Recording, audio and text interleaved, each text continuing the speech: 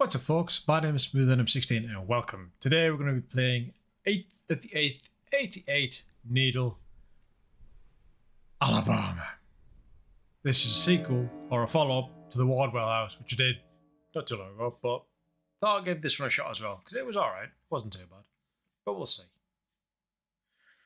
Who knows with these things until you try them. Anytime you're ready. Anytime. Chapter 1. Apocalypse. Always a good chapter to start on. Today is the last day and it would have been nice to see the blue sky one last time instead of this thick old fog out. But oh well.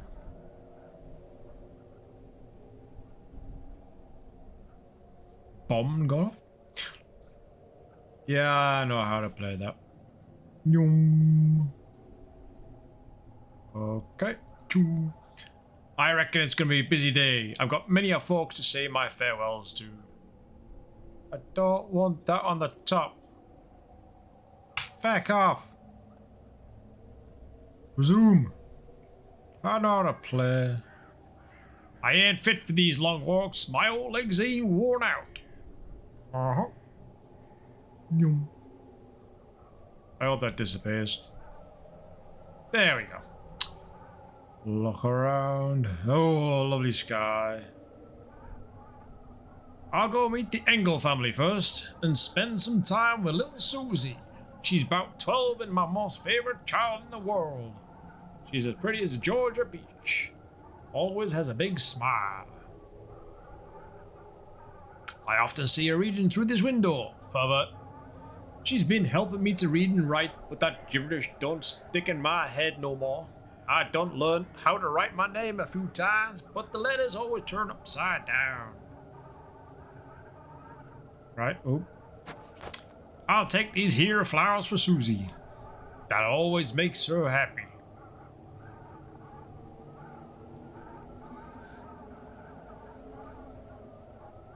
Blue dot. This is where their town children play around this time of day, but I don't see no sign of them. They usually be out here raising cane, but not today, because there's an apocalypse around the corner. One time, some town children was playing near this pond, and they saw someone moving about in it. Did they really? I wouldn't know what that was about.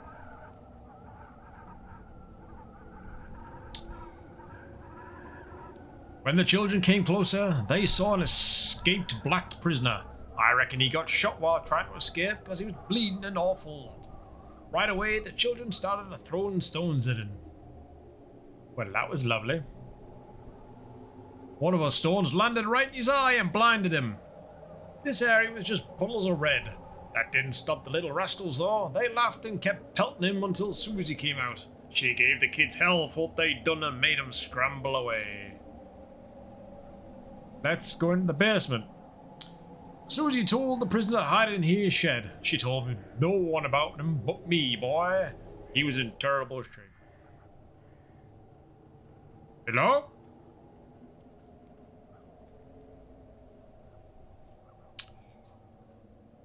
Well, the guards saw the bloodstains here and figured that he was hiding nearby. They found him in the shed and what? And what? Hey, is anyone at home? It's me, old Godfrey. Look, I got some flowers for little Susie. Oh, looking in the window. That's funny. Why ain't they home? I'll come back after I meet some other folks. Because you have time, because it's the apocalypse. Alright.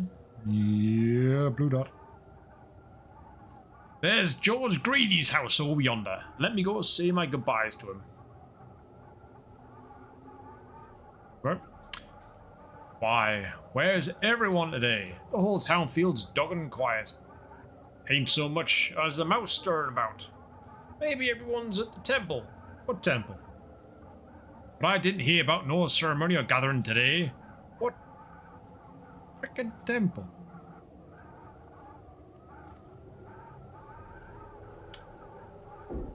Hey George, you home? It's me, Godfrey. Godfrey's not home. Well, George isn't home either.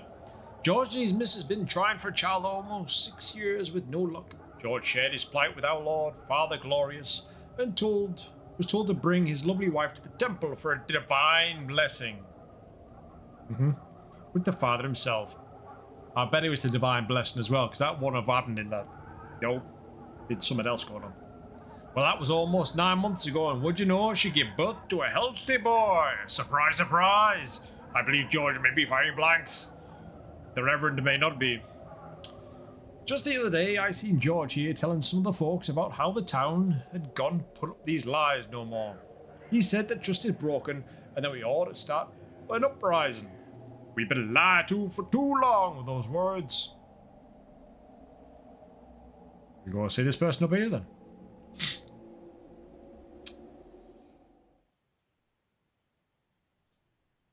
The wind gone. There's Mrs. Wilson's place. She's an old widow that took care of me for many years. She told me about the religion, but says that I ain't allowed to go to no rituals because they're evil. Evil. She's a fine cook too. Can't nobody cook like her. Just the other day she brought me so much food to the ceremony that it'd make a man's mouth water. Tarts of cakes and sandwiches and I don't know what all. Tarts. What type of tarts? Lemon tarts? Strawberry tarts? Peach tarts? Who knows? Of course, none of those town folks got much to eat because the temple elders got served first. Greedy bastards. And then the temple guards had to fill. By and by, when it was our turn, there weren't nothing but crumbs. Yep. This house is decaying and in shabby condition. I should have listened to Miss Wilson and painted it when I had the chance, but my brain can't remember so good, so it's the least I could have done to repay her for her kindness. Hey, there she is! Where? Sitting at the window. Howdy do, Miss Wilson. Maybe she'll offer me a cup of cocoa. That's my most favourite treat, and it'd be swell to enjoy it one last time. I can't see no woman in the window. Use a line, boy.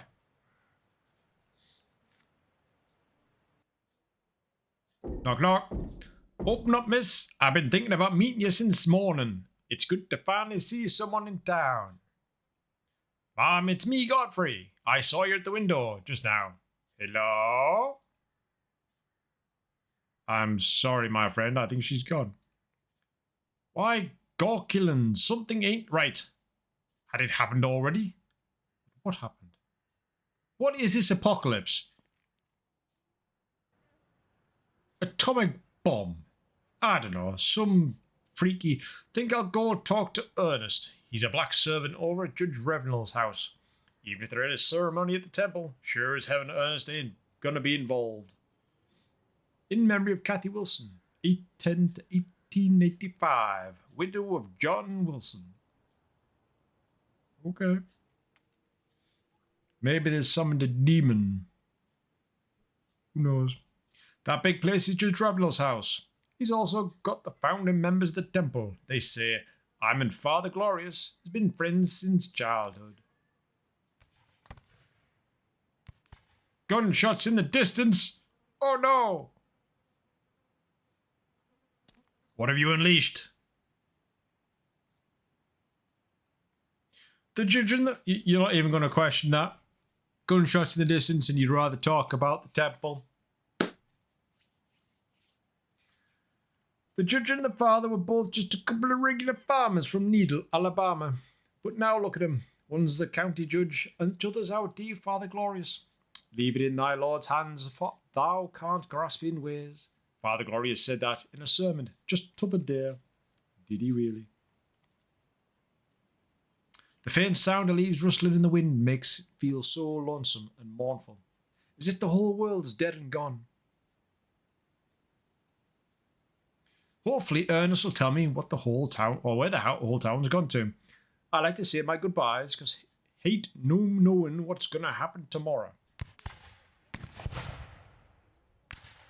That in the distance, that sounds closer. Hello? Again, I'm not gonna go see what it was.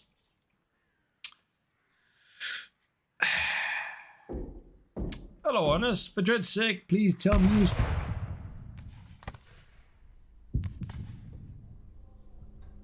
I'm dead. I didn't get to finish reading that. God damn it. Oh my lord, who's shooting and firing? Stop firing! It's me, old Godfrey. Dog it. Doggone it. Who's out there? I better hide behind the house before I get shot. Maybe you should. I didn't even get to speak to him. I'll hide in this bush. I got to sit tight and be extra quiet. I'm trembling all over and I can't stop shaking. Look, my hands won't stop quivering. Won't stop quivering, boy. The town's been talking that this day will come. Most of the folks lost their trust. They should have stayed silent. They know darn well what the Temple Guards is capable of.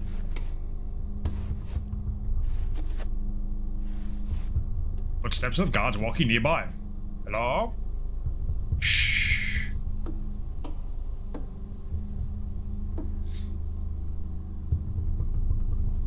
Dear Lord, please save me. I hope I'm safe here. I've just got to hush and not make so much of a squeak. I'm sorry. Hello? We told George Creedy that he's asking for muck for raising too many questions.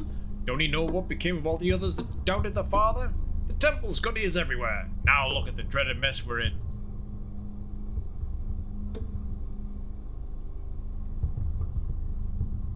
Are we going in this house?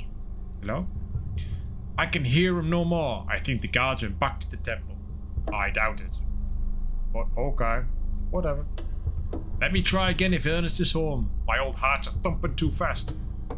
It ain't good for me. You? Hey, Ernest, open the door. Please, Ernest, I beg you to open up. I'm terrified. I ain't breathing so good and I'm parched. I need some water, please. It's like they're still here. I need to find a place to hide. Quick. Well, you are shouting at the door. Hang on. It's locked. That's because it's a window. This one's locked too. Because they don't want people in. Obviously.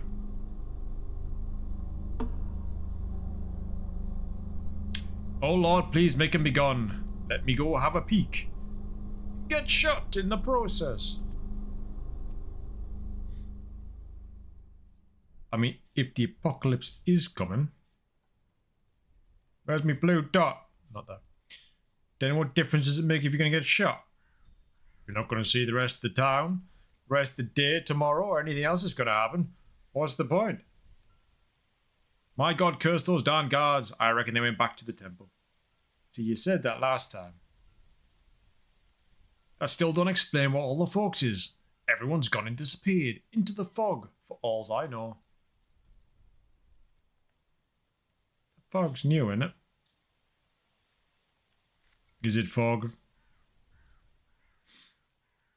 Farmer Jim lives in that house down yonder, and it's his bar next door. He's a fervent believer for Father O'Glorious. Never misses a sermon or ceremony at the temple. He's always dressed in his fine white cottons for all the rituals. Sees he's been to 'em all. White cloths. Say at least his horses and cows ought to be there. Seeing any sign of life would be heaven sent from my soul. I feel really terribly alone and empty. I could have sworn I heard footsteps. I thought I did too, my friend, to be fair. Maybe they is watching you. There ain't no animals, no horses, no cows. One of Jim's cows is that calf that recently sacrificed.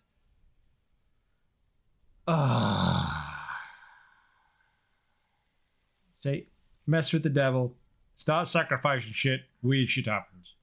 People go crazy, people start shooting themselves. What's the point? I mean, what's it really going to get you out of life? Really? I mean, you know, I'm an atheist. I don't believe in this shit. But I do believe in there's something. There's got to be something there. Just because I don't believe in a god or a devil. I mean, the ghost thing. There's got to be something there. Demon shit, even. Yeah, and I know that's kind of detrimental because I just said I don't believe the devil. But there must be something. There has to be some form of evil out there that is not just a human race that has just gone on killing each other for far too long. We just need to get on with it. Be more like Star Trek. Get it all out the way. There isn't a government. Everyone gets on. There's no money. There's no greed. There's just food. Space travel. Get up there. Go on. I'd happily do it. Anyhow. Jim would have personally sacrificed his old trusted steed if the father asked so. Well, yeah. Getting that. Many of the townsfolk have been giving Jim the cold shoulder recently. George Grady told us to be careful what we tell him in case Jim's only loyal to the temple. Jim has changed an awful lot since he became a believer. He warned like this. He weren't like this, maybe even. Putting a southern twang on it. A rotten stench is coming out of that shed. I wonder what remains Jim put in there, but it's decomposing and giving off a rancid smell. A body. A body. No use for this firewood no longer. It's been lying here untouched for years. And it will do for forevermore. The whole town's posed to gather in this field tomorrow for the decisive day. Father Glorious had this heavenly vision in the same field more than 20 years ago. Angels came down and gave him the holy revelation. It was the day regular older Avery Cartwright became our Father Glorious.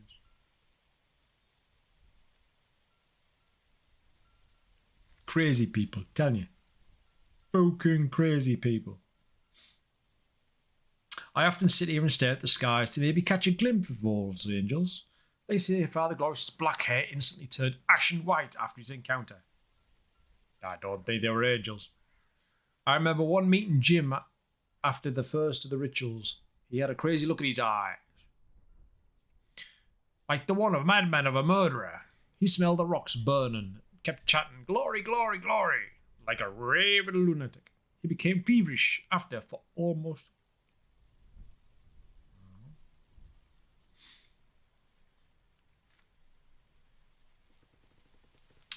That used to be Father Glorious's house, but now it belongs to the Warden Henry. Say, that's a good idea. I'll head to the Cartwright prison, and maybe they'll know what the deal is. I'm sure the prisoners are still around. See, I ain't no dummy. That everyone makes me to be. Ooh, hello.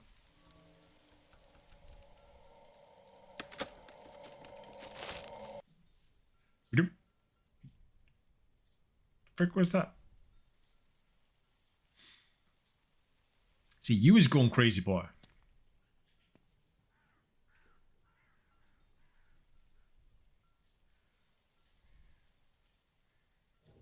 Chapter 2. Okay. Demons. I made the long walk to the prison. Can't believe this is my old daily walk to work so for many years. My legs hate what they used to be. How old are you, Godfrey?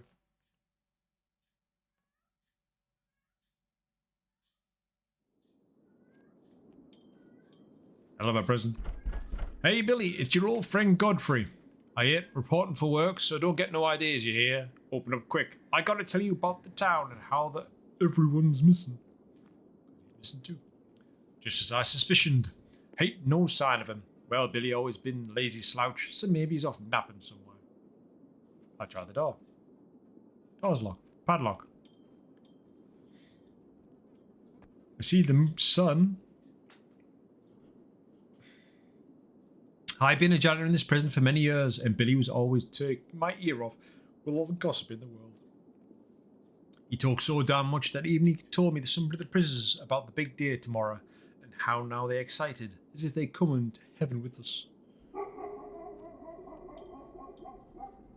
Again, that don't sound in the distance, man. That sounds like right on that wall.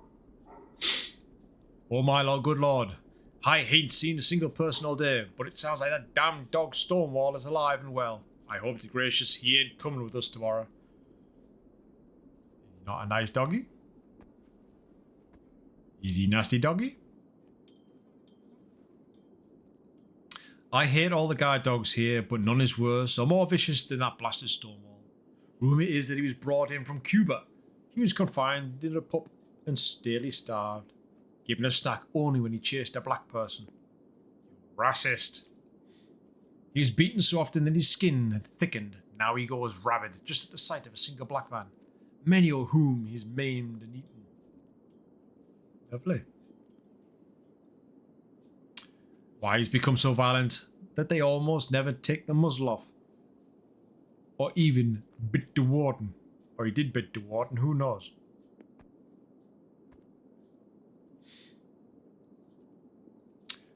It was my bad luck one day that I was cleaning next to the kennel area and Billy had forgotten to put a muzzle back on him. Well, that goddamn Stonewall bit through a chunk in my left leg, and I ain't been able to walk right since then. There's always 2 guards up that tower, but ain't no sign of them neither. Billy told me that those guards killed Abe some weeks ago when he was trying to escape. He was older than 80 and would have known he'd a great shot. Maybe that was his purpose.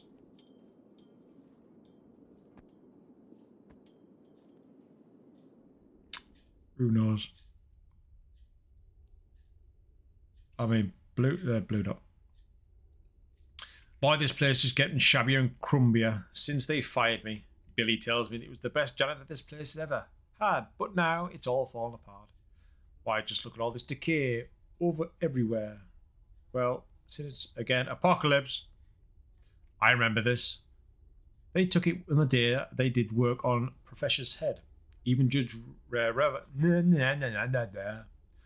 showed up to see him in person. Strange thing to celebrate. It's a bit weirder and weirder, to be fair. Read letter. Okay. To the Honourable Father Glorious. I had written to you earlier as the proposed leasing of more convicts. As you are aware, our company has been leasing convicts from Cartwright Prison and are paying more than our fair dollar value for them, not to mention my personal donations to the temple. However, our request for 300 more convicts has not been met, and we are in dire need of more blacks. Of the 400 we originally leased, more than half have perished, and work on the railroad has drastically slowed. Our shareholders are not happy. I beg you pardon my bluntness, but for all that last time, please send us more blacks, or we should look elsewhere. Yours respectfully, J.L. Smith, Chairman of Montgomery South Railway Corp. Well, I will apologise at this point that I did not realise that this entire thing was slightly racist. I'm not racist. I do not condone it. Neither should you. Let me go talk to the Warden Henry and see what he figures. Most of the townsfolk say that the Warden Henry ain't a bad person, but I disagree. Even when he was a plantation owner, he was still well known across the county about how brutally he treated his slaves. Well, plantation owner. Slavery and whatnot. Warden Henry was then the colonel during the Civil War, and I believe that further hardened him into who he is today. No black prisoner so much as moves when they hear Warden Henry coming through. Oh, another note. Dear Henry, it has been brought to my attention that Alabama State Senator Robert Barnes is forming a special commission to investigate claims of abuse at the prison. I'm convinced it was leaked by that detestable smart Alec from Ohio, so see to it that he gets what he's deserving. Control the deaths and torture in the prison for some days, and for heaven's sake, have the whole facility cleaned. The English language does not have the sufficient words to express the uttermost stench in the prison. Clean up the vile prisoners and make them at least presentable before the commission comes.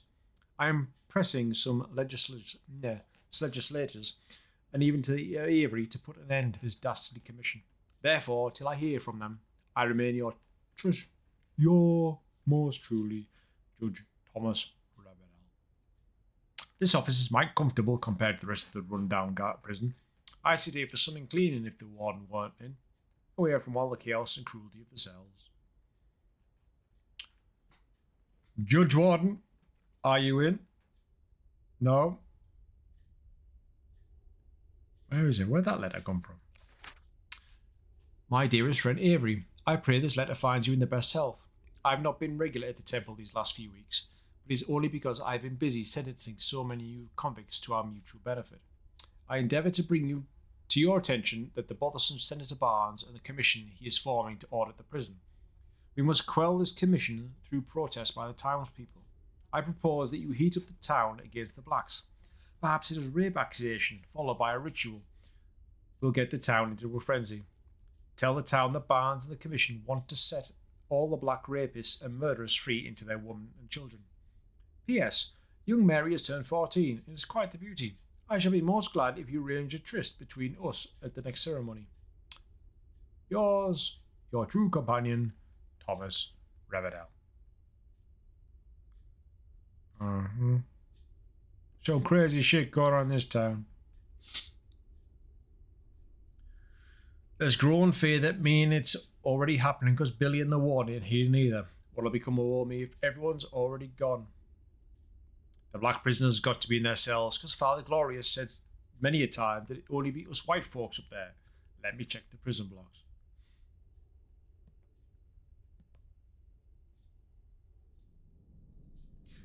These cell block feels dead and hollow just like everything else today. I always hear cries, groans and screams here, so the silence feels spooky and depressing. It's sweltering hot and I'm dried up thirsty. I'll sit down here after I figure out what's going on. Who knows what's going on? I haven't got a fucking clue. I didn't enjoy cleaning these toilets one bit. They'd be overflowing with filth and the smell was putrid. But I did dutifully cause I'm a good janitor. There's usually around 20 convicts cramped in this here cell, sweating in the scorching humidity. One of the prisoners, Titus, was kept here and always felt friendly to me. He used to be a slave and didn't have no place to go. He was freed after the war. One day he was sitting under a tree, minding his own business, and the sheriff arrested him for vagrancy. I really do apologise. I'm blabbering today.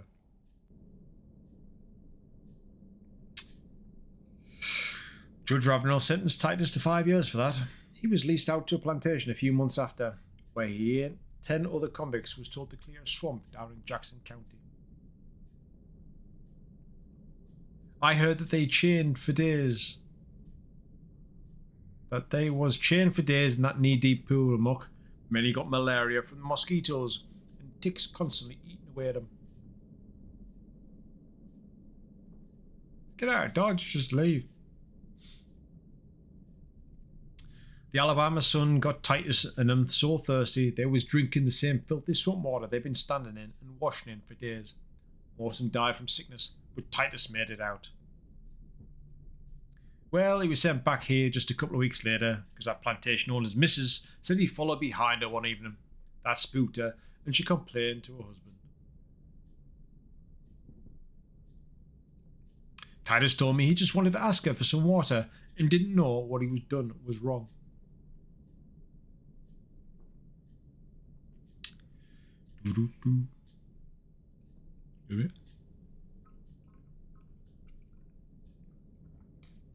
A few days after Titus was back, Father Glorious told all of us at the sermon that a young black man had dared touch and rape a white woman, and that he'd been brought to define justice.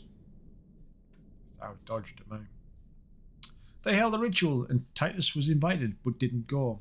Well, I didn't go because I promised Miss Wilson I wouldn't. I never saw him after that. He was no older than 15. It was sad.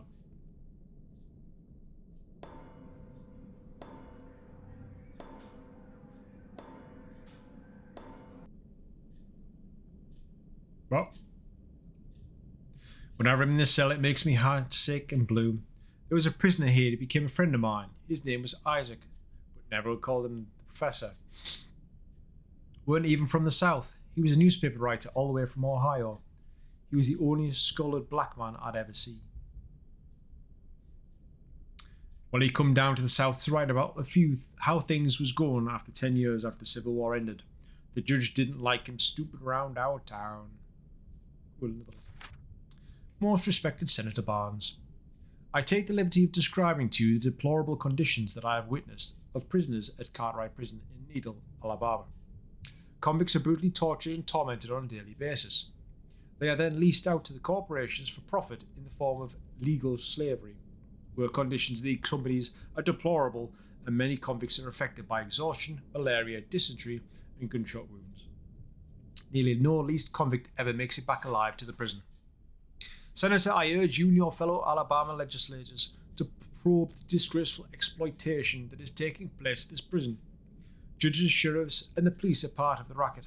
You will likely not receive more letters from me, since I fear I will be leased out soon, or worse. Yours faithfully, Isaac Jones. I guess old Isaac died too. Professor was accused of stealing a chicken and sent here by Judge Revenel for 10 years on the account of grand theft. I never quite figured out why a well-to-do man would steal a chicken, but it was his word against the white farmers.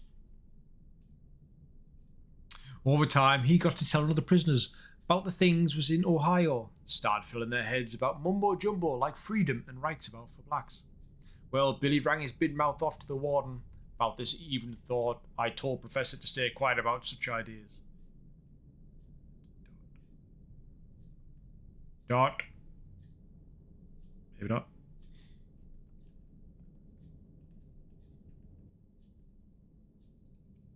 The next day, all the professors was brought to the area, and the guards dragged the professor out of his cell. Judge Revenel even came and was given a nice seat. All the rest of us had to stand and watch. For execution. Professor was tied down to this here chair. A doctor was brought in and said he'd done some sort of experiment by hooking up the big wires on Professor's head. Doc pulled down a lever that sent electricity through him. I've worked here for a long time, but I never heard such cries of pain and agony like I did that day. I remember the foul stink and human burned flesh in the air. Professor was never the same. His jumbled words didn't make no sense. He just gazed in the distance with the drool running down his mouth.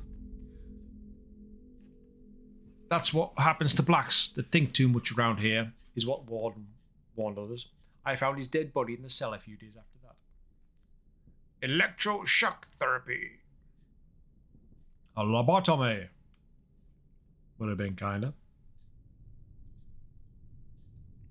These sad memorials is making me miserable. I just want to be in a sermon at the temple, where Father Glorious always gives us hope.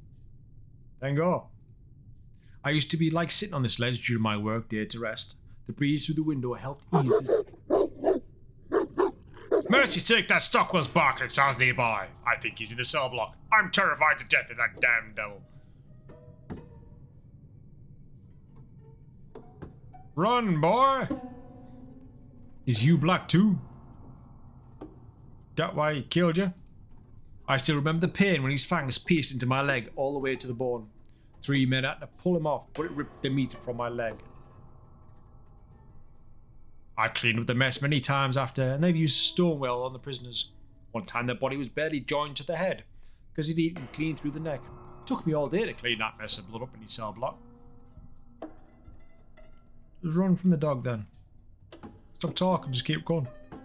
Got all the terrible memories of Stonewell is flooding back to me. 5 prisoners was once planning an escape, and the warden rounded them all up and stripped them naked. They chained their hands up and let Stonewell and a couple other dogs gorge themselves. They be pulling blacks today. Or they be puking blacks today even. I can hear footsteps getting closer. I'm gonna hide in one of these cells and pray you don't see me. That one. You ain't really hiding, mate.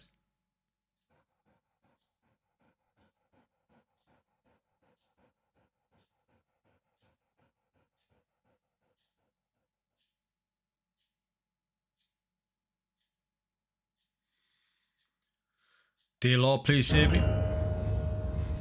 That's a big fucking dog.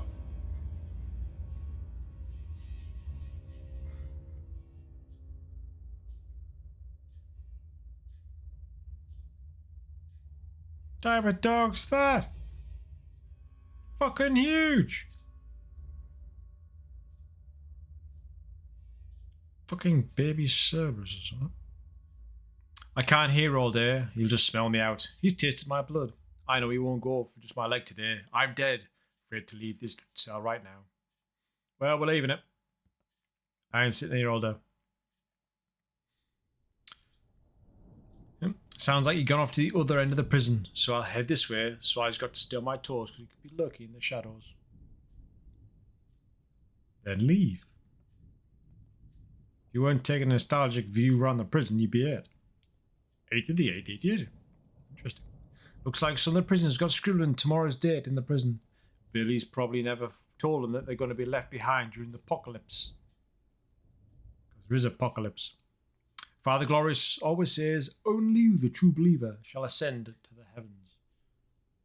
But he hasn't been to prison, or hasn't been to church or the temple, so therefore he can't be a true believer. Surely not.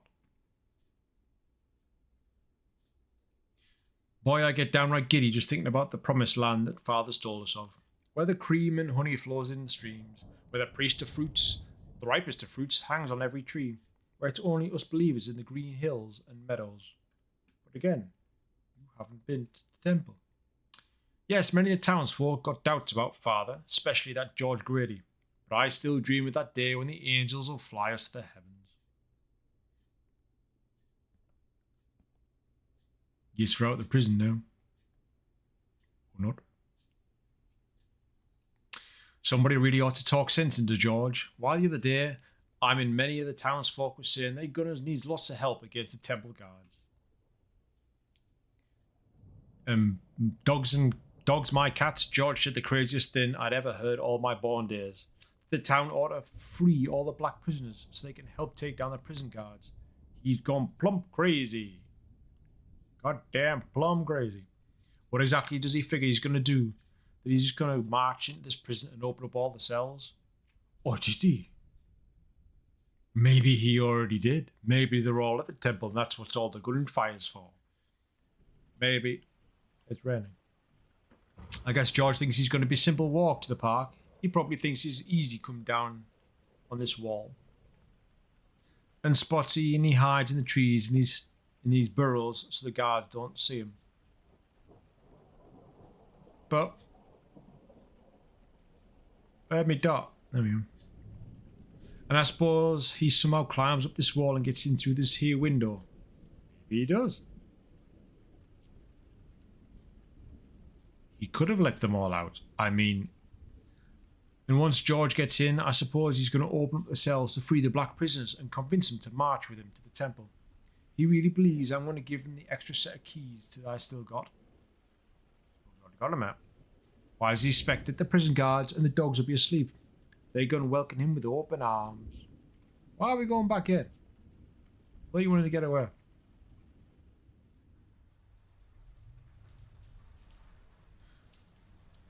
Don't you know that the prison guards will be shooting and firing at every last one of them? It'll be a bloody massacre.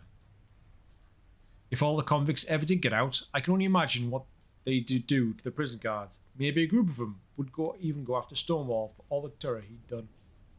And yet you're going back in the prison. If you want to leave the prison because of Stonewall, you're going back in again. Hell, and at the end of it, you probably filled with George Grady's body among all the dead, riddled with bullets, even if the prisoners did get out. No. All this can't happen. Someone better talk some smart to that boy George, for heaven's sake. I'll have a word with him. If I can find him, that is. I'll find my way out of this prison now. Ain't nobody here except Stonewall. No one would even hear my wails for help if he attacks.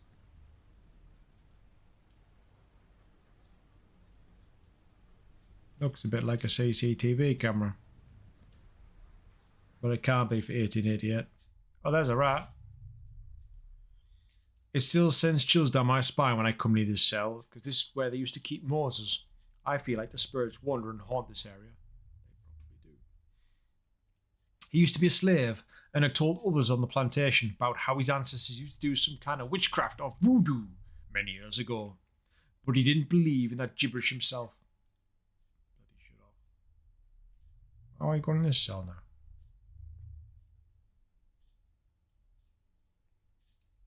The plantation Moses had is almost 100 pigs, but they all gone swine fine and Yeah, they all got swine fever once. The sick hogs would just lie down in the day and huddle round in a pile, most of them vomiting with high fevers and diarrhea. A few weeks later, their back legs stopped working, and all the hogs on the plantation died of illness. The plantation owner got to hearing these rumours about Moses' witch ancestors and accused him of putting an evil spell on the pigs and his farm. Judge Revenel sentenced him for witchcraft.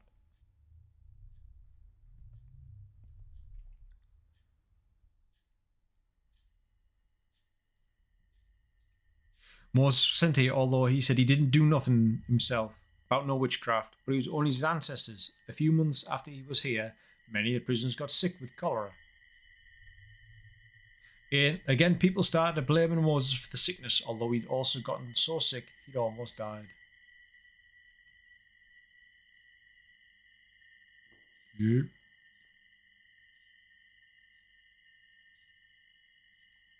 Many of the prisoners died from the disease. I hate cleaning up the cells after piles of dead bodies were disposed of, because I didn't want to get all nasty sickness. Praise the glorious Father that I didn't get sick during that time. The warden decided it was best to lynch Moses because he didn't want him pulling no witchcraft at the convict camp elsewhere. Father Glorious agreed, and it was settled to have a lynching in the town for the whole public's viewing.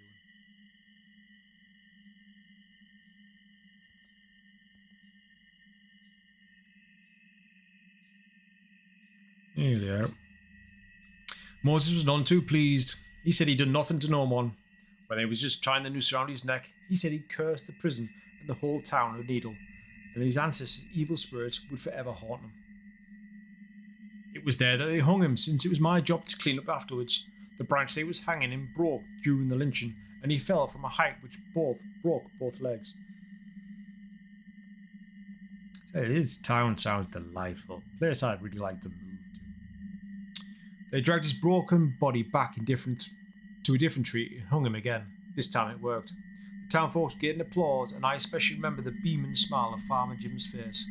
The memory of his hanging body with his eyes bulging out haunts me every day. It's like the body I saw before. I always fear that this curse had put demons and wicked spirits on this prisoner town. Everything's gone straight to hell in 3 shakes of a sheep's tail, as the saying goes.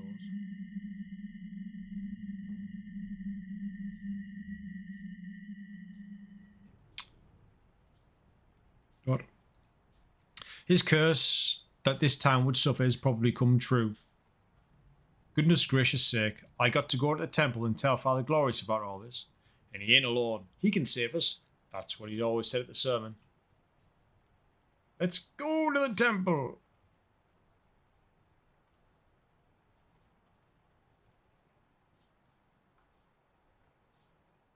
Chapter 3, Angels.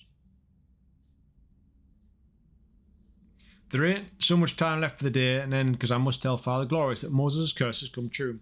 I'm drained from all the walking, but I must endure.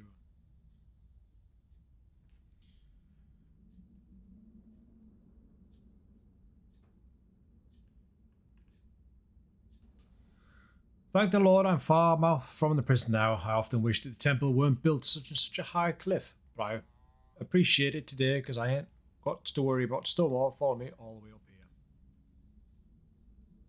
Father Glorious had the temple built on a cliff so he could watch over us for protection. There are many dangers out there for us to plain simple townsfolk, and as Father says, it's the biggest one is them black people. Since the war ended, we've been told that the blacks need to be put in prison and kept inside, or else they'll run rampant on our women and children. And all that Father asks in return is for the protection is that we donate our earnings to the temple, which I'd be gladly doing.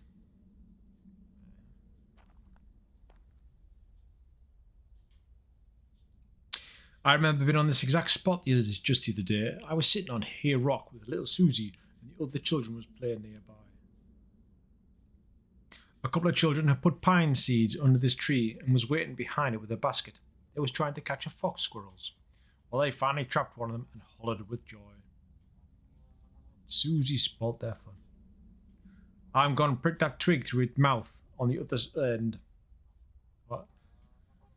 I'm going to prick that twig through its mouth and out to the end, said one of the rascals, and I'm going to start a fire so we can burn it like we seen in the ritual the other day, said the other. Susie picked up a rock and threw it on the children's foot. They could do nothing. They made him scoot away and Susie freed the squirrel. She's my first favourite child, always laughing and always smiling, with a big bright smile. Susie be dead, boy.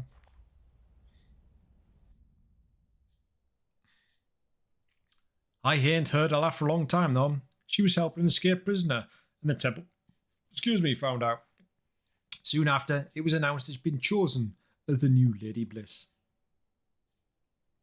I was overjoyed for her. Little Susie been chosen to be the newest wife of old Father Glorious. Father says it's his holy duty to get married 80 times by the apocalypse, and now Susie will be one of the Ladies Bliss.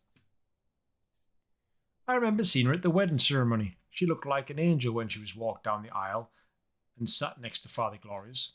I looked at her, and she looked back at me with the saddest eyes. Oh, how I wish I could have comforted her at that moment.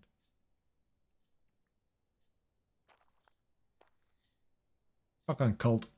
Every time. I seen her 3 months later on the next ceremony when Father Glorious was marrying the new young Lady Bliss. Susie stood behind the throne amongst all the other Lady Bliss. She looked different than the other girls because she weren't smiling. Her eyes had an empty, lost look. I waved to her, but I figured she ain't noticed. I could tell her mind was elsewhere.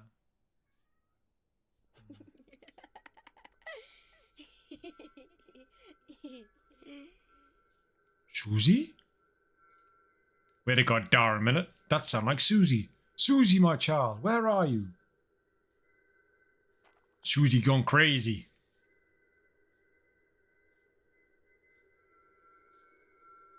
That'd be Susie. Susie, it's really you. I'm so glad I finally found you. I can't wait to tell your parents. They've been worried sick about you. I've been asking the whole town since I ain't heard from you, but they always turn the topic when you see your name. They just look down and never answer. Your ma and pa been looking awfully broken-hearted as of late. They don't even look the same folks no more, with sunken eyes and deep buried frowns. Feels like all the happiness has been sucked straight out of them.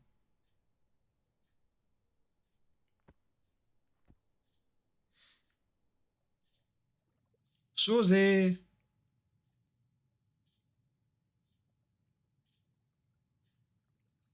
Slow down, child. My legs ain't so good and I've been walking all day. Listen, something awfully strange is going on. The whole town's just disappeared.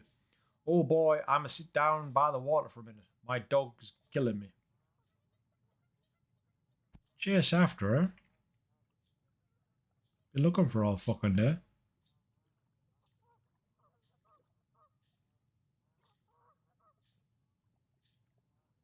What the f...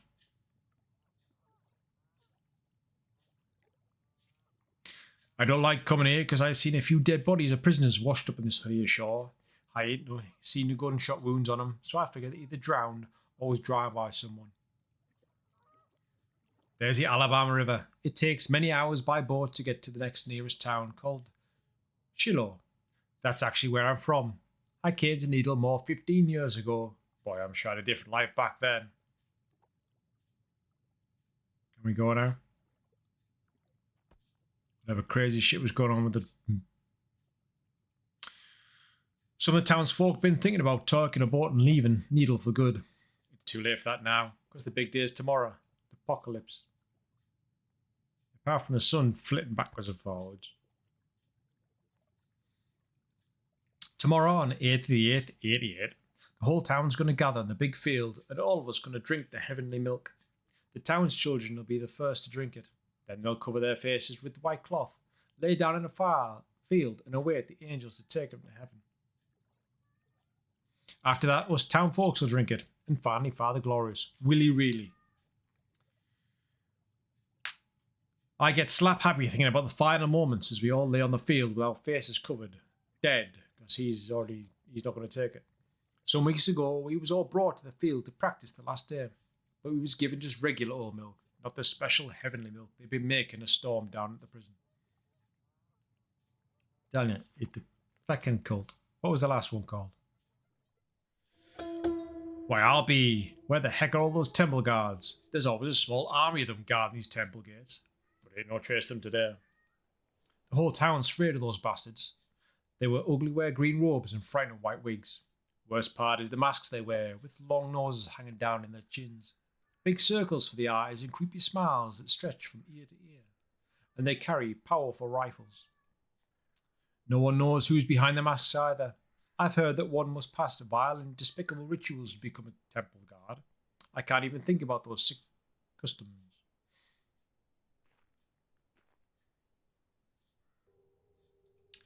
I had a nightmare about this exact spot the other night. It was dreadful scary and really shook me up. The only thing that gave me peace was that it ain't impossible to happen in real life. I dreamt there was a whole cavalry of temple guards here, more than 50 of them. They were standing on alert, ready to shoot, shouting orders to each other and taking up positions. There was a terrifying panic in their voices, such that I can't fathom. There over yonder, a mass of people was slowly approaching and hiding amongst the trees and bushes. It was black faces and white faces, prisoners and townfolks all together. Sure it wasn't a memory that you just suppressing. And the mass of people kept marching forward, hundreds of them. That's when the temple guards started firing and kept on firing till this place was just a heavy smoke from the rifles. Bodies upon dead bodies lay in the wake, black bodies and white bodies, prisoners and townfolks. Blood streamed into puddles from the corpses. But the masses kept coming forward, stepping over dead bodies, trampling over almost dead.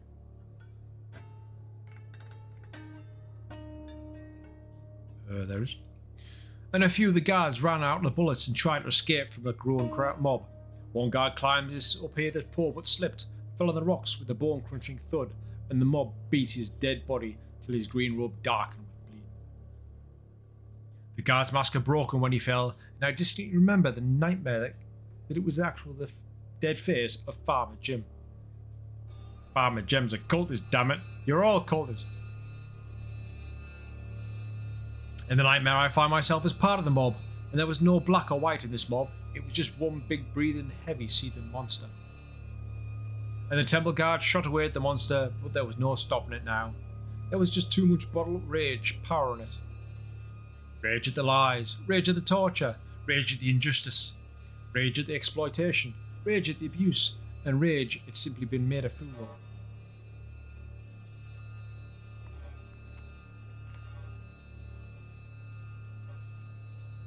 But the strong rifles did damage to the beast. Countless human carcasses lay all over this place, some with blown off limbs, others half dead crying for help in agony, but the crowd kept on coming forward to get to the guards. And in the nightmare, some of the scariest parts of what was happening when the townsfolk got hold of the guards. The townsfolk didn't have no rifles. They only brought whatever tools from their homes, and like knives, hammers, and axes. The mob pounced on the temple guard, and the townsfolk smashed in his head with iron rods and iron griddles. The townswoman then repeatedly stabbed on his body with Syria, and on this here well, all the while screaming like a rabid animal.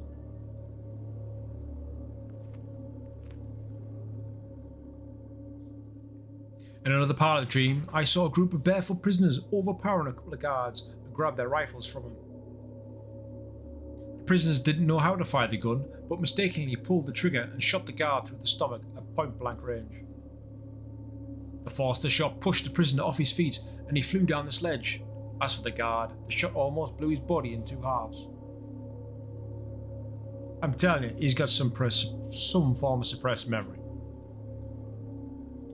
And the crazed crowd just lurched forward. It was covered with the mixture blood of dead prisoners and dead townsfolk and dead guards. It was drenched in sweat from the sweltering humidity, and their eyes had the look of pure lunacy. Some folks had brought with them firelit torches and then lighted ablaze the dead bodies of the guards. They hollered and laughed like a wild children, as if there was anything funny about it. At the end of the dream, all the guards had been killed. The prisoners and townfolk sat there, all in complete silence. Then one of the townfolks broke into loud sobs, and the rest of the folks joined in the mourning the loss of the town's children. All their fellow townsfolk and all their hope, others cried for their newly found freedom. It's strange that I have the same nightmare almost every night, and I always wake up screaming and crying from it. Yeah, I'm telling you, it's a memory. It weren't easy, but I finally made it to the temple. I'm already starting to feel peace in my mind because I've arrived at my most favourite place. I wish everyone could have seen how grand the temple is. The lovely marble on the floors is from the same far off country. The fine wooden roofs is all the way up from Oregon, and stained glass mural is by some fancy artist up north. That you've never been in. I'm going to bow down at Father Glorious's feet even longer than we usually do, because I'm so delighted to see him. I can finally tell him how everyone's gone missing. I'm sure he'll find a solution. But you've never been up here. You've never bowed down to him anywhere. I wonder if they let me into the temple. There's been too much tension between the townspeople and temple recently. And the tension's been talked at all, even over the poor Father Glorious. At a sermon some days ago, he said there was traitors among us, and he'd be broken down crying, asking if we'd lost our faith in him. We all shouted a resounding no, and told him that he's our saviour. How could we ever lose our faith in him? Thankfully, that cheered him up, and he was all smiles the next minute. Didn't think you'd been to any. Oh! We're on fire. Oh my lord, that our temple is on fire. Oh lordy mercy. Help, please somebody help. Our holy temple is burning. Oh sweet Lord have mercy.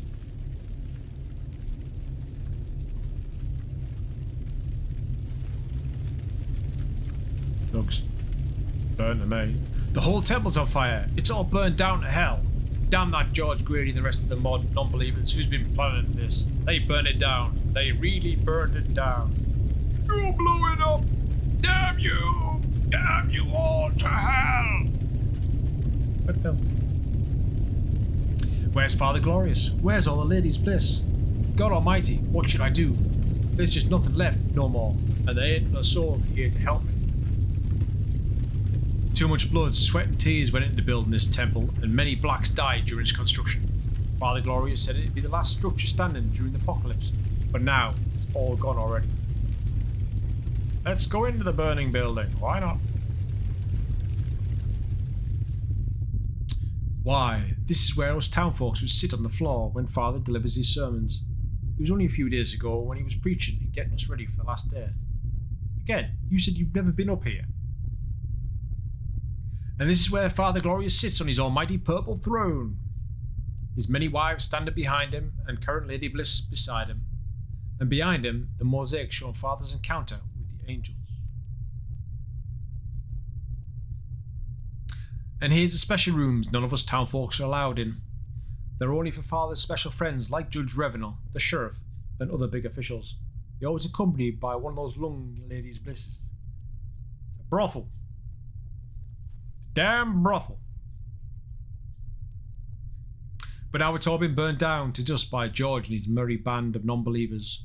You all had coming to heaven with us tomorrow. You could burn and scorch here during the apocalypse. Pretty sure you ain't going either. Tomorrow, how is this going to get to the heavens if Father Glorious ain't here? What's going to happen tomorrow on the big day that all of us is waiting for?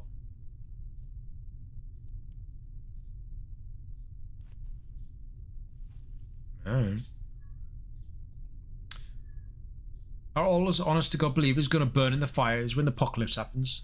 Are we to suffer for the acts of those non-believers? This? No. I've been running all over hell's half acre preparing for the big day tomorrow. I done waited patiently all these years to go on to heaven and taste the streams of honey and the cream and the fine wines. And been in the green hills away from this cursed stinking town of Needle and the cursed dog damn it prison and all the death and all the dead bodies and all the torture, and I'm getting dizzy and I can't think, and I'm getting too damn old and I'm thirsty and I'm drained and I'm getting dizzy. No? Yep. Good day.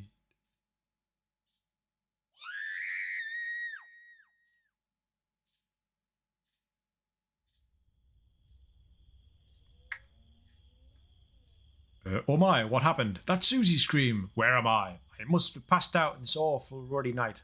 Susie, where are you? I gotta find her and help her. She's in danger. Danger. High voltage. Danger, Will Robinson, danger. She's a strong girl. He ain't like a stream. She helped an escaped prisoner knowing darn well what had happened to her family and herself. Her ma and pa were beaten up by the guards in front of the whole town and in front of Susie. Her parents only agreed to the marriage after the temple threatened them with much fierce worse than her.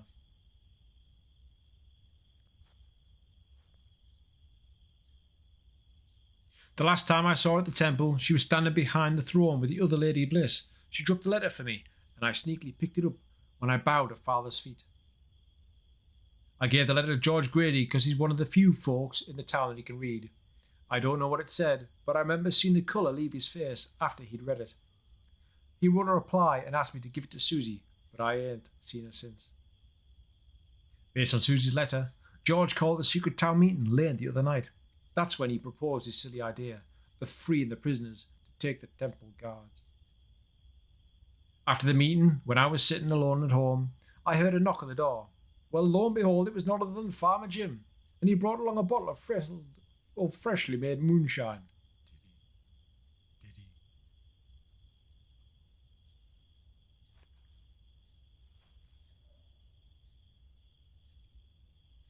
I stopped drinking many years ago because Miss Wilson says the devil is in that bottle. Well, maybe I did have a wee bit in there, and that's when she gone to bed early, and barely slid me a few sips every time we had a hard day at the prison. Poison. Anyhow, that's no good. Farmer Jim wheeled me into having some moonshine with him, and I had too much to drink.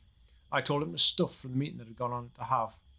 I'm sure Father Jim went and told the temple about the townsfolk having doubts about the apocalypse, and because my damn self was spilling the beans about the meeting.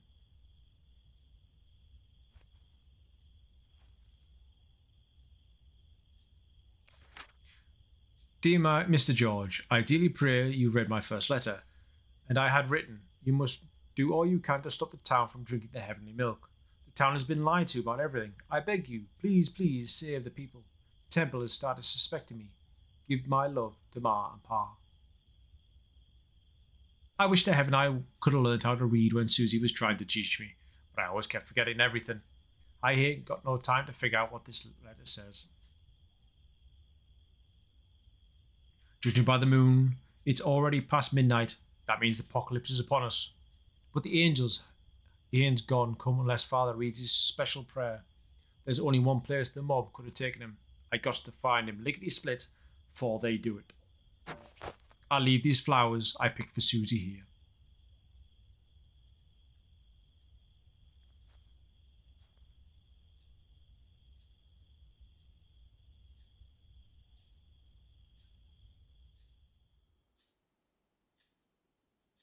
I dragged myself down the hill and made to the farms that lead back to the town.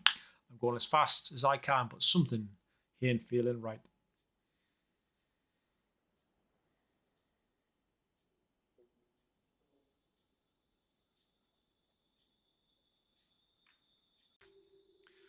I got to stay positive. Everything's going to be fine. Lord willing, and the creek don't rise. Those dag-nabbit fools burn down the temple, but they never do nothing to Father Glorious. No, they wouldn't lay a finger on him. Why, he spent his life for our benefit, looking over us, protecting us, and preparing us for today. Whatever misunderstanding the town's had, it's still our Father Glorious, so I'm sure they wouldn't harm him. No, they hadn't gone to do what they done to Titus. I promised Miss Wilson I wouldn't go to no rituals, but gosh darn it, I went to the one Titus was invited to.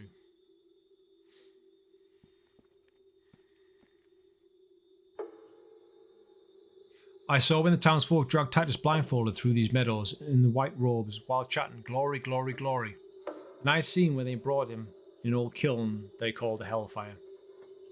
And when I see a Farmer Jim lit the fire and the townsfolk sat on the benches, and his Father Glorious read from the Holy Book, I remember seeing the turret in Titus's blindfolded face. He could smell the black smoke and must have known he was coming. Titus was then tied to a stake, kicking and screaming. He was carried into the raging fire as it swallowed him up whole. All of us just sat and watched, even the children.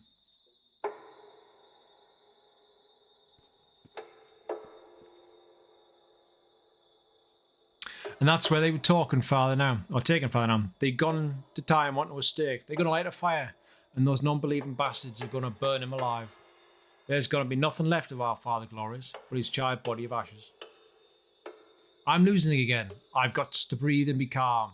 Ain't nothing going to happen. Everything's fine. We've all been waiting too darn long for this day. I'm going to find Father Glorious soon, and he'll be dressed in his fine white robe. And soon when it's dawn, the town's bells will toll, and all the townsfolk will congregate in the field. There'll be joy in everyone's face, excitement that will all soon fly away to the heaven. And many of the townsfolk, or folks, will be looking at the skies to try and see that bright light the angels shine. And when everyone's gathered, Father Glorious will read in his final sermon, and he'll remind us of how blessed we are to be believers for the only ascend to the promised land. And for the non-believers and all the blacks, they'll be destroyed by hails and fire, and everything will be devoured by the blaze of the apocalypse. We'll look down from the sky to see this sad old world burning. And when the final sermon's complete and the townsfolk have applauded, the temple's guards will bring their heavenly kegs filled with heavenly milk. And I can hear bells tolling in the background. And first all the town's children will be lined up and they'll be given a glass of the milk.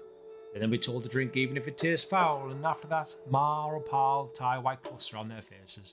And the children lay down in the field and it'll be parents' turn to drink the milk. But then something will go awfully wrong. Many of the children will start screaming, and the most painful, heart-wrenching cries. And then more children start wailing and shrieking in complete torment. And many of the children be grabbing their heads and chests with extreme pain, the likes they had never felt before.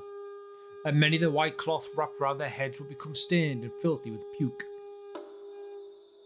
Now you're starting to get it. It's already happened. You can't know this. And the parents will run to help their children, but they'll be stopped by the guards with powerful rifles. And the desperate parents will push the guards away, but the children will already stop screaming and crying, and they'll be falling face first in the field, lying without breathing. And the parents will finally start understanding the whole truth, and they'll fix their manic eyes on the temple guards and Father Glorious. Father Glorious will give instructions to the guards, and that's when they'll start firing and blasting at the town folks. And some will die by gunshots to the head, to the chest, and on the back. Others will die getting crushed by as the town folks rush to lock themselves in their homes. But the guards will shoot many doors open and kill whomever they find inside. By and by, the guards will run out of bullets, and they'll safely take Father Glorious back to the temple. And then they'll burn it down. Because he's got a wibbly-wobbly, timey-wimey. See, I can hear the sound of chanting, and I reckon I'm close to the mob.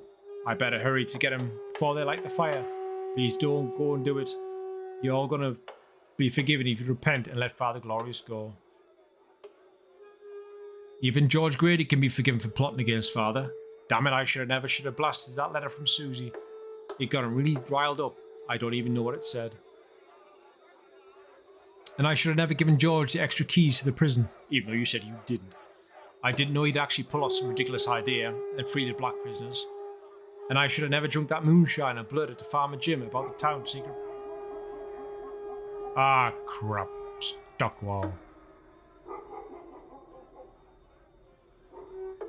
That huge dog. Why? Why in tarnish that damn dog Stonewall? Stonewall doing here? Boy, I've really lost my marbles. That dog was killed when the prisoners escaped. So who are you, really? Are you Godfrey or are you not? I've been looking forward to this day for more than 14 years. Dutifully paying my earnings to the temple and devotion in my heart and soul to Father Glorious. It was supposed to be the happiest day of our lives. The day when our miseries would finally go away. Indeed, the apocalypse happened on 8th the 8th the 8th, just not the one which was promised for so long. Why, what sort of milk from heaven caused little children's instant brutal deaths? And what kind of temple kills their own congregation? And what kind of leader peacefully watches the violent massacre unfold in his own faithful believers? Father Glorious must have had some divine reason. How could he wrong us?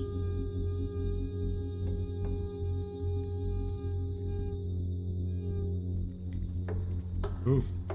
They already lit the fire. For the love of God, let him go. Whatever he did was likely for our benefit. Only he can take us to the promised land. Let's all forget this wretched world behind us and ascend to the paradise with the angels. I seen too much on that dreadful, fateful day. Too much death and too much bloodshed, and got too much savagery. Please take me away from here. I've been living through this same nightmare too many years. I can't take it no longer. I've been looking all day, wondering where the town folks are, and the prisoners disappeared. But I finally remember where everyone is now. They're all dead, and gone since years ago. And you're in purgatory, my friend.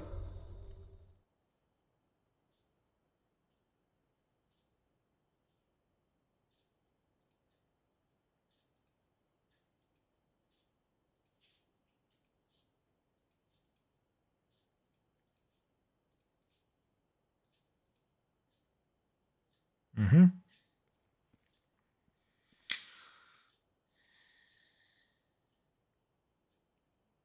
The whole town says I'm a dummy because I can't think so good.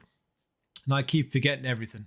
But I know it different from any others. See, we all simply forget things we've seen. We ain't ever learned from them. I overheard Professor telling the other prisoners one day, we forget what's happened in the past and we let it repeat again and again. Nothing is going to change unless we stop forgetting. Phony dishonest prophets will keep springing up and sing their gospel of us against them. They'll keep dividing us on their own benefit, and we'll keep praising them and following them with their eyes shut, minds closed. When are we going to start learning from the past? When are we going to open our eyes?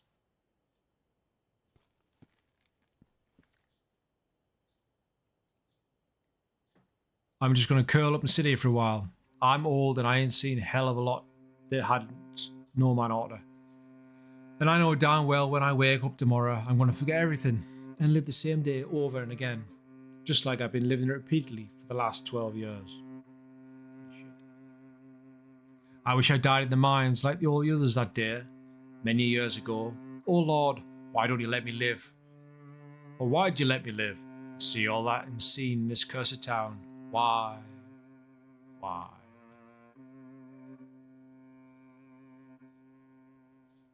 So he did say it then, which I did think he might have done. 27 years earlier. 27?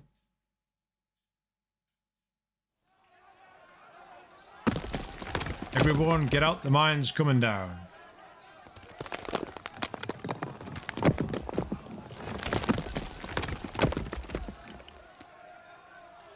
Get the hell out now, save yourselves, it's all crashing down.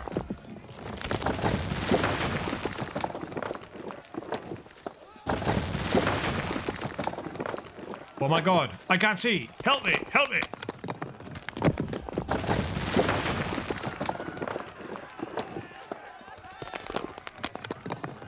Get out, Godfrey! You can't save him! Hurry up, or you won't make it!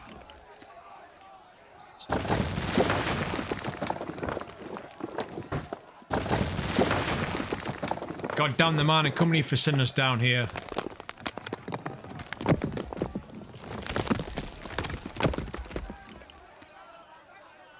My lord, it's just mashed bodies under rocks. Oh my lord.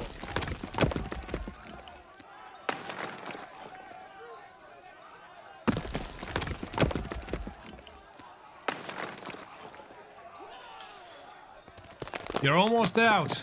There's the exit. Hurry up now. The big fuck off mile.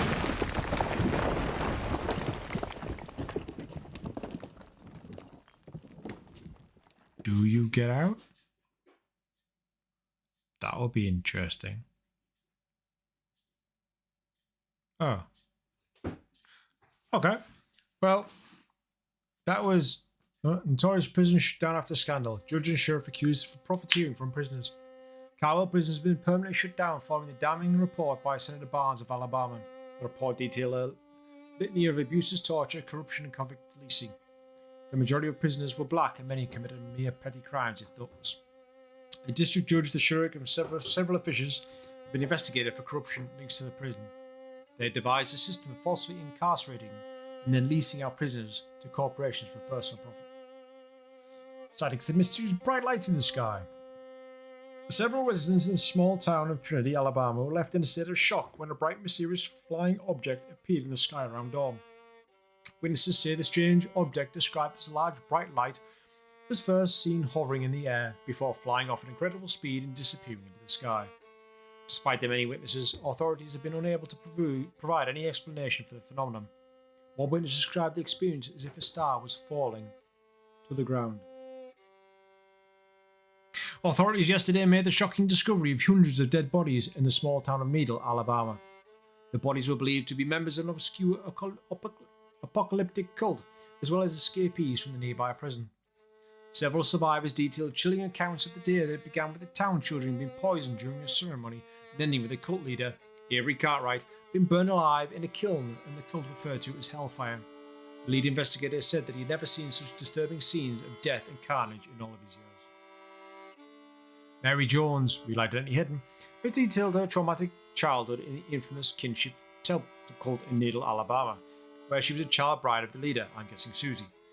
She is shot in the leg while making a harrowing escape from the temple and was rescued by authorities after shocking events that took place in the town exactly 50 years ago on August the 8th, 1888.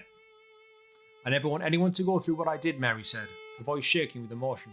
The whole town thought that I died after the gunshot, but I managed to escape into the woods. In a tale of tragedy and survival, a coal mine accident has left dozens dead and one person miraculously alive. The accident occurred when the mine collapsed in a landslide, trapping dozens of miners under the ground. Despite the efforts of rescue teams, only one person, Godfrey Davis, was able to make it out alive. After being inspected by doctors, he was described as severely brain damaged. We will rehabilitate him and then shift him to a nearby town. With the proper care, he will be able to put this traumatic experience behind him and hopefully lead a normal life.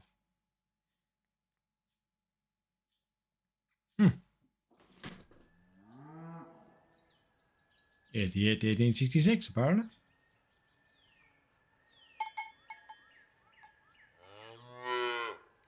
Stop your goddamn holler and moan, you stupid cow. I'm coming. Can't a man get no goddamn sleep around here? What's the world coming to that I, Cartwright, has to tend horses and cows personally? The war had done ravaged my whole business. These lousy, no good Yankees destroyed my land and then freed my ungrateful damned slaves. Hell, he gave the black foods and shelter and betrayed me in the end. They left me the minute they could, just like she left me as soon as my money ran out. Curse all of them, and curse this blasted cow that just won't stop hollering.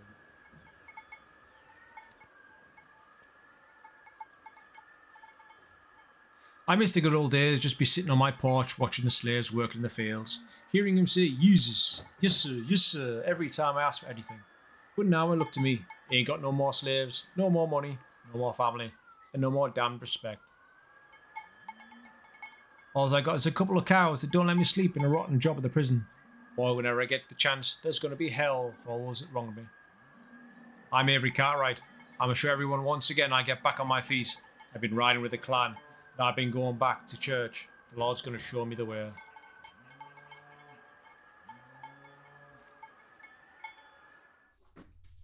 Where the hell did my cows go? Ooh.